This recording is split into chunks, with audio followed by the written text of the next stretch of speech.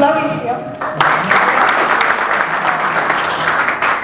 Najib Al-Hawi, Akhtar Sabri, et moi-même, Hajar Idé.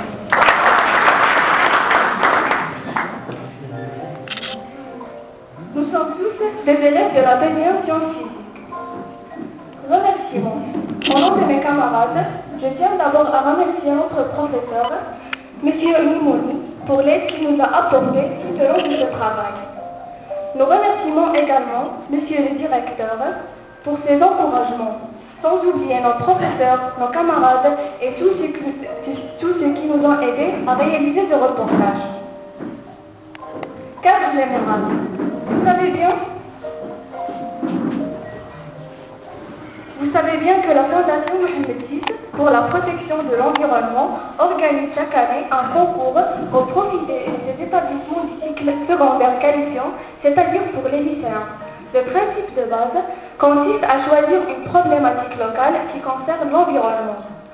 Nous rappelons que ce travail s'inscrit dans le cadre des activités du club de l'environnement au niveau de l'établissement. Nous avons choisi de travailler sur le thème des pressoirs à olives. Le titre que nous avons choisi est le suivant: les pressoirs à olives et leur impact sur l'environnement, les affres de l'industrie oléicole. Nous avons choisi de travailler sur l'oléiculture, c'est-à-dire la culture de l'olivier, pour plusieurs raisons. D'abord, parce qu'il y a un grand nombre de plantations d'oliviers dans notre ville.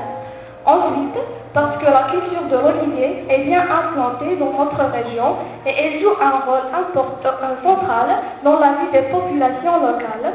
En plus, parce que notre lycée lui-même s'appelle lycée Zaytoun, et finalement, et je crois que c'est le point le plus important, nous voulons faire quelque chose pour préserver l'environnement de notre ville, car ces pressoirs, comme vous allez le voir, présentent un danger réel pour l'environnement.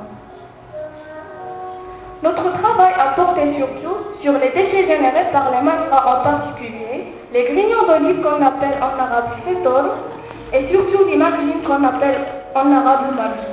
Maintenant, je cède la parole à mon camarade Mohamed Zakaria, qui va vous parler des personnes et des institutions que nous avons contactées pour réaliser ce reportage.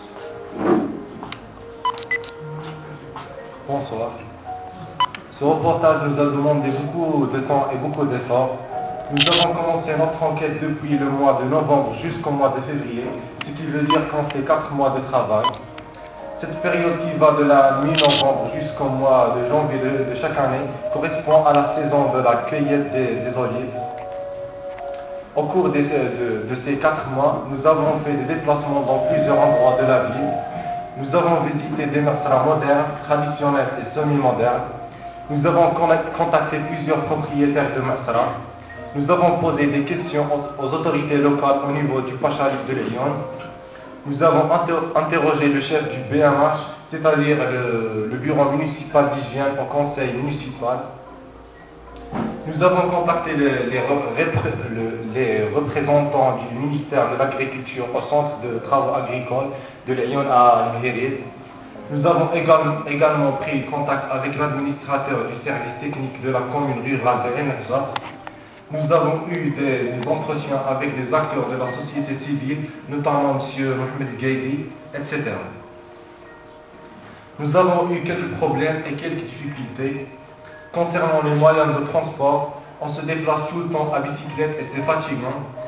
En plus, notre emploi du temps est trop chargé, avec parfois jusqu'à 8 heures de cours par jour. Le programme de l'année terminale est trop chargé. Malgré l'autorisation du lycée, il faut noter que certains propriétaires de masras ont refusé de répondre à nos questions. D'autres propriétaires ont interdit d'accéder aux installations pour prendre des photos. Parfois, on fait le déplacement et on découvre que le responsable est absent ou en réunion.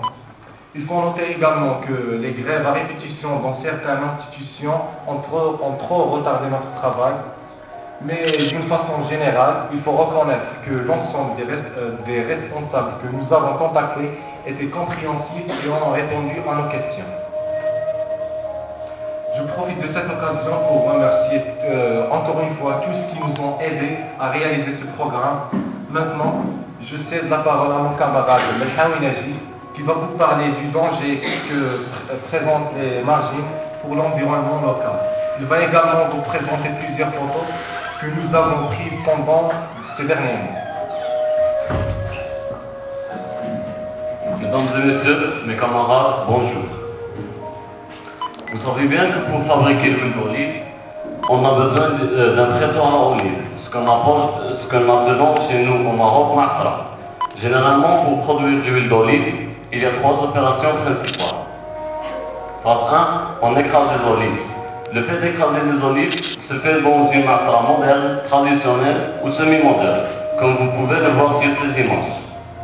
Voilà une masra traditionnelle, une masra moderne et une masra semi-moderne.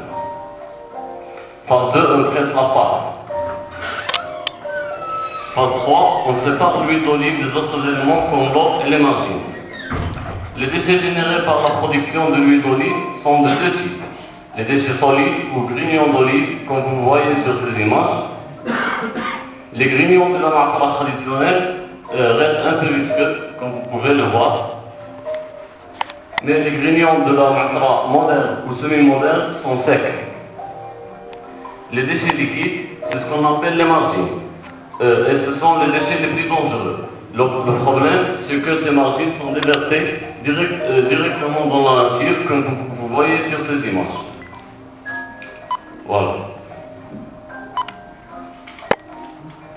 Ces margines sont déversées directement dans l'huile ou dans des champs sans aucun traitement.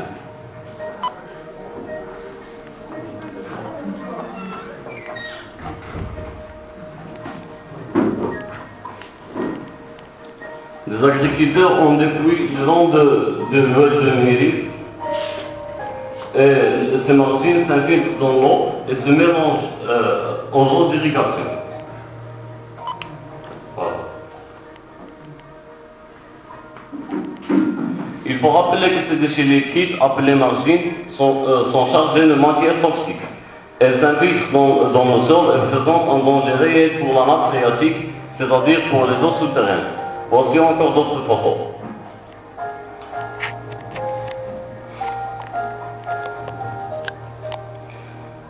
Après la pluie, l'eau se mélange aux margines et reste stagnée pendant plusieurs jours dans un endroit profond.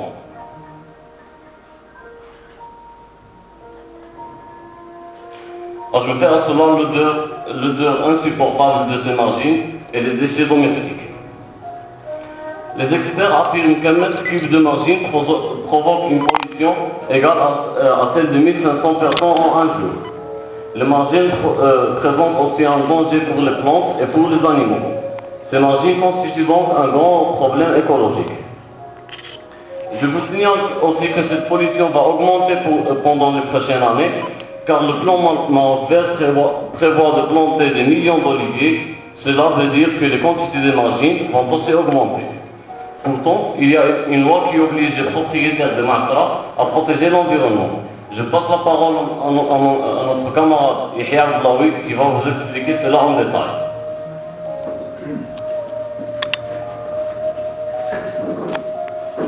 Oui, c'est vrai qu'il y a une loi qui oblige les propriétaires des masra à protéger l'environnement. C'est la loi numéro 1103 relative à la protection et à la mise en valeur de l'environnement. Et la loi 1203 relative aux études d'impact sur l'environnement. La loi numéro 1103 relative à la protection et la mise en valeur de l'environnement. Cette loi oblige les propriétaires des masra à respecter l'environnement et à ne pas le polluer. Sinon, les autorités ont le droit d'intervenir pour fermer leurs installations. Loi numéro 1203 relative aux études d'impact sur l'environnement. Cela veut dire que les autorisations d'installation de nouveaux pressoirs à olive sont soumises à la nouvelle législation et elles ne devraient être délivrées qu'après une étude d'impact sur l'environnement. C'est-à-dire, si l'étude démontre qu'il y a un impact négatif sur l'environnement, l'autorisation ne sera pas délivrée.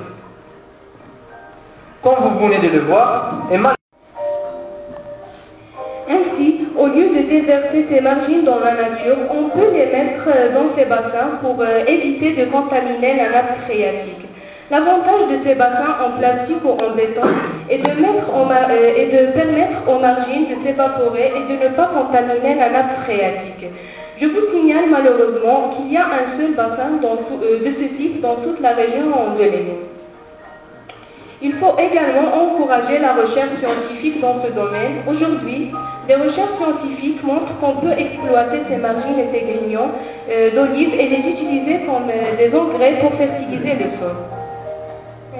Je vous remercie d'avoir assisté à notre